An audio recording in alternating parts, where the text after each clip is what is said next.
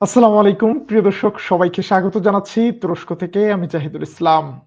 Iran এবং তুরস্কের president চীনে একসাথে অত্যন্ত ঘনিষ্ঠ সময় কাটিয়েছে। দুই দেশ যেন একে অপরের অনেক কাছাকাছি চলে এসেছে।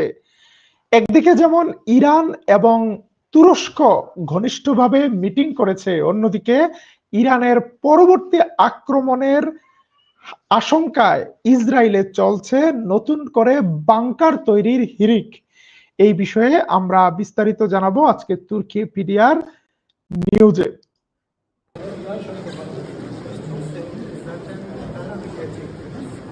আপনারা দেখছেন আপনারা দেখছেন চীনের রাজধানী বেইজিং এ ইরান এবং তুরস্কের প্রেসিডেন্টের ঘনিষ্ঠ কিছু সময়।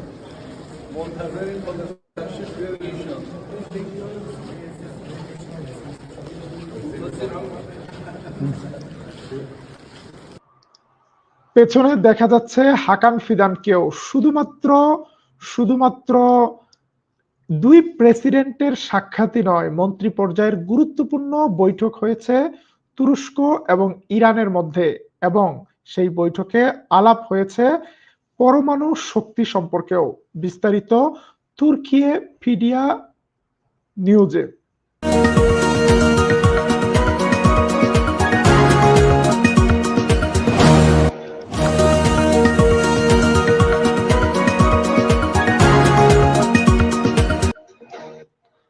প্রিয় দর্শক, চীনের মধ্যে ইরান এবং তুরস্কের পারস্পরিক বৈঠকের একটি ভিডিও আমাদের কাছে হাতে এসেছে।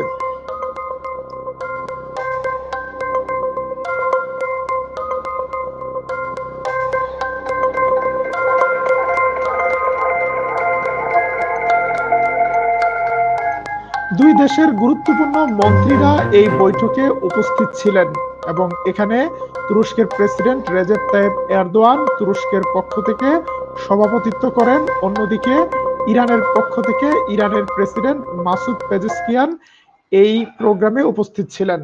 প্রোগ্রামে দ্বিপাক্ষিক এবং আঞ্চলিক সমস্যা সংকটে উভয় দেশ কিভাবে একসাথে কাজ করতে পারে সেই বিষয় নিয়ে আলোচনা হয়েছে। সবচেয়ে গুরুত্বপূর্ণ আলোচনা হয়েছে ইরানের সাথে পশ্চিমাদের যে পারমাণবিক সংলাপ শুরু হতে যাচ্ছে সেই সংলাপ নিয়ে। তুরস্ক আশা প্রকাশ করছে এই সংলাপের মাধ্যমে শান্তিপূর্ণভাবে ইরান তার উপরে যে অবরোধ আরোপের চক্রান্ত চলছে সেটিকে প্রতিহত করতে পারবে। তিনি ইরানের উত্তরোত্তর কল্যাণ কামনা করেন। ইরান এবং তুরস্কের প্রেসিডেন্ট আহ, ইরানের এবং তুরস্কের প্রেসিডেন্ট চমৎকার একটি পোস্ট দিয়েছে, আমরা সেই পোস্টটি আপনাদেরকে দেখাতে চাচ্ছি। এই অঞ্চলে ইরান এবং তুরস্ক যেমন শক্তিশালী দুটি দেশ, তেমনি বিভিন্ন সময় আবার এই দুটি দেশের মধ্যে প্রতিযোগিতা বিদ্যমান।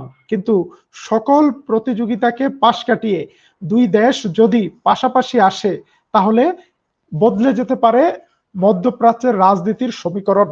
ইরান এবং তুরস্কের প্রেসিডেন্ট উভয়কে পাশাপাশি এইরকম আন্তরিক পরিবেশে দেখে আপনাদের কেমন লাগছে কমেন্টে জানাতে পারেন। এখানে ইন্টারেস্টিং একটি তথ্য দেই, সেই তথ্য হলো তুরস্কের প্রেসিডেন্ট রেজেপ তাইয়েপ এরদোয়ান যেমন তুর্কিশ একজন মানুষ, ঠিক তেমনি ইরানের বর্তমান প্রেসিডেন্টও একজন তুর্কিশ জাতির মানুষ, আজারবাইজানি তুর্ক, এবং উভয় নেতা একই ভাষায় কথা বলতে পারে, একই ভাষায় তাদের কবিতা। চলুন আমরা আপনাদেরকে একটু দুই নেতার একই কবিতা পৃথক দুটি অনুষ্ঠানে গাওয়ার একটি ভিডিও দেখাই। Köprüsünden ko aparsın su seni. Yatma tilki gölgesinde. Ko yesin aslan seni. Geçme namert köprüsünden. Koy aparsın sel seni. Yatma türkü dallasında. Koy yesin aslan seni.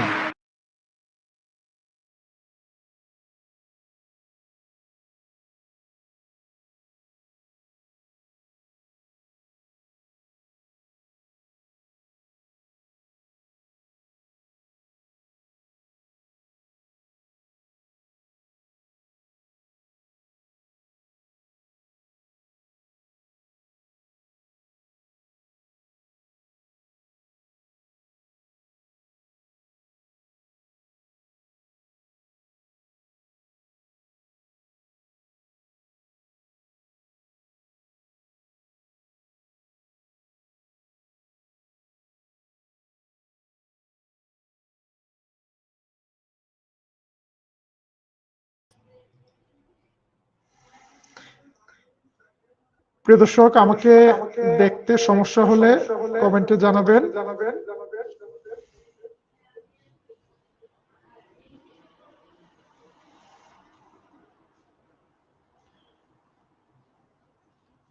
আশা করি এখন আমাকে দেখতে পাচ্ছেন।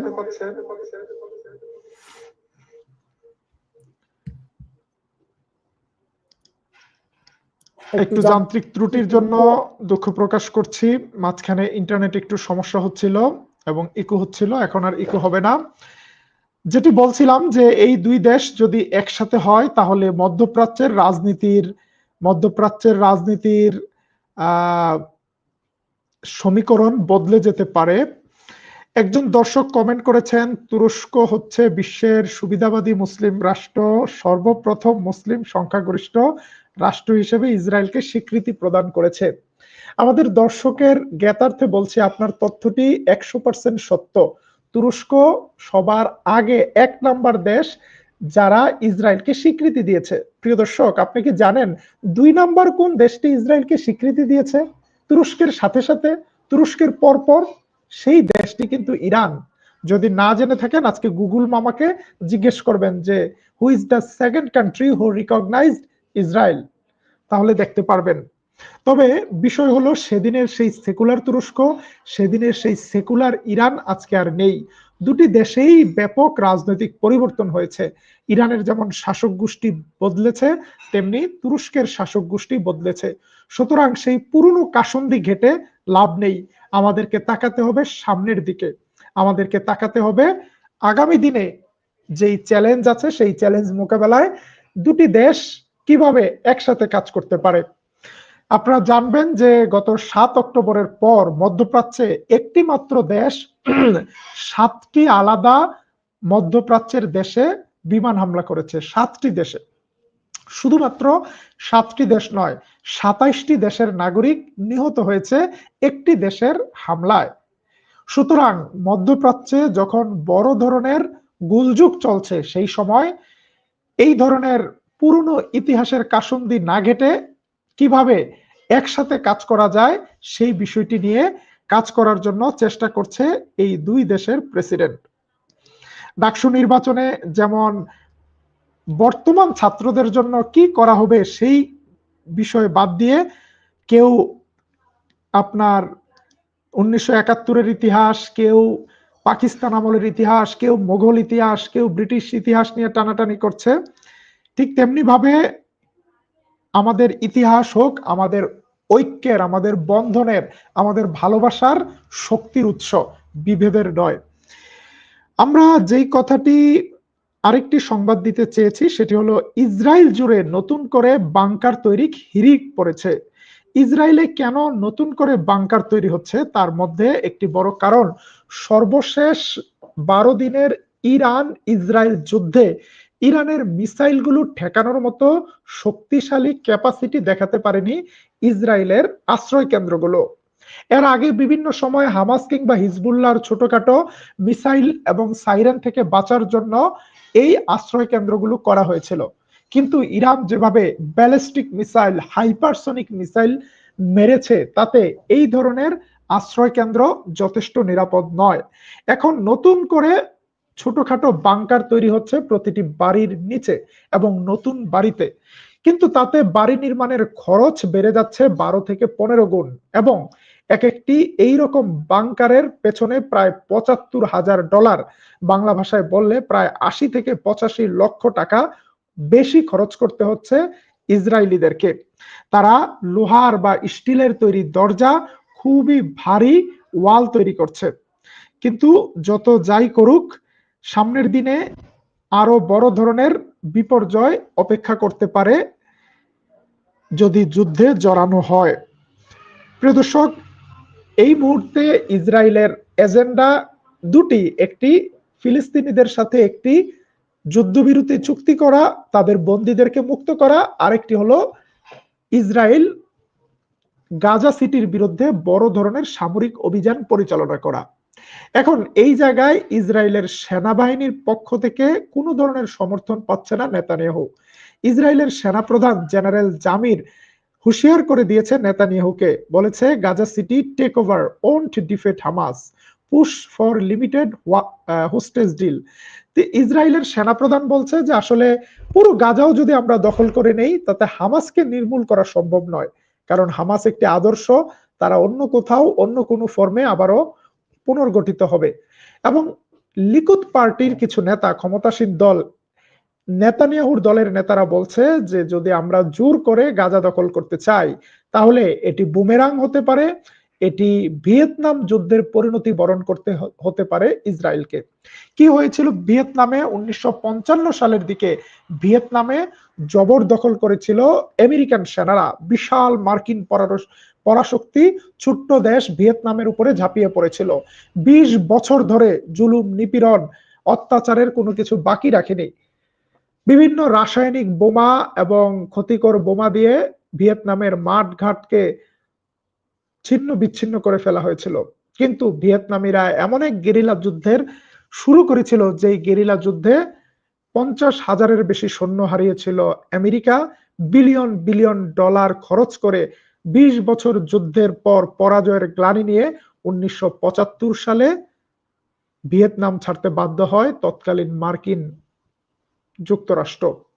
আজকে গাজা সিটি পরিপূর্ণরূপে যদি দখল করতে আসে ইসরায়েল, তাহলে এইরকম একটি গেরিলা যুদ্ধের মুখোমুখি পড়তে পারে ইসরায়েল, এবং দীর্ঘমেয়াদে ইসরায়েলের এই যুদ্ধ ইসরায়েলকে বড় ধরনের বিপদের দিকে ঠেলে দিতে পারে।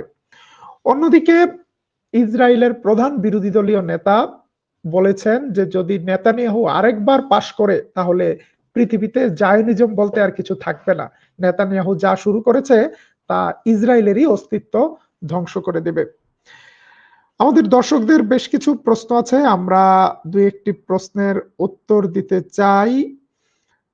একজন কামাল পাশা সম্পর্কে প্রশ্ন করেছেন, সেই প্রশ্নের উত্তর পরিপূর্ণভাবে দেয়া সম্ভব নয়। তুরস্কে এমন একটি আইন আছে, কামাল পাশার শুধু প্রশংসা করতে পারবেন, কোনো সমালোচনা করতে পারবেন না, সেটা যেভাবেই হোক। বাংলাদেশে যেমন কিছুদিন আগে এইরকম আইন ছিল, সাইবার সিকিউরিটি অ্যাক্ট, শেখ হাসিনার বিরুদ্ধে কোনো কথা বললে সাথে সাথে আপনি জামিন অযোগ্যভাবে গ্রেপ্তার হয়ে যাবেন। তুরস্কেও এইভাবে আইন করে ভালোবাসা উৎপাদনের কাজ চলছে। আমাদের একজন দর্শক মতামত জানিয়েছেন, নুরুল ইসলাম মুন্না, সেটা ছিল সেকুলার তুরস্ক, কয়েক যুগ আগের কথা। এরদোয়ানের তুরস্ক সম্পূর্ণরূপে ইসলাম বান্ধব, রাজনৈতিক দূরদর্শিতায় প্রখর প্রেসিডেন্ট এরদোয়ান।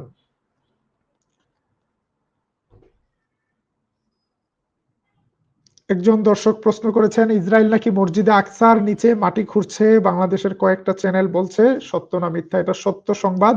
মসজিদে আকসার পাশে একটি জায়গায় ইসরায়েল টানেল খুঁড়ছে এবং তারা টানেল খোঁড়ার মাধ্যমে মসজিদে আকসার যে হাজার বছরের ভিত্তিমূল আছে সেটিকে দুর্বল করে দেওয়ার চেষ্টা করছে বলে অভিযোগ করেছে ফিলিস্তিনিরা।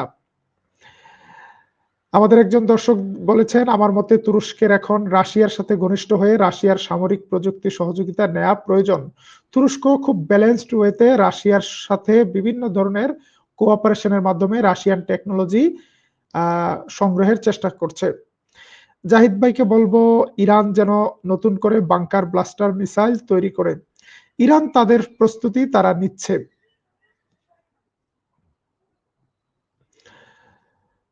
প্রিয় দর্শক, আজকের মতো আমরা বিদায় নিচ্ছি। যারা প্রথমবারের মতো আমাদের চ্যানেলটি দেখছেন, আবারও দেখা হবে তুর্কিয়েপিডিয়া নিউজে। আমাদের চ্যানেলটি সাবস্ক্রাইব করলে প্রতিদিন তুরস্ক থেকে মধ্যপ্রাচ্যের সবশেষ সংবাদ শুনতে পারবেন।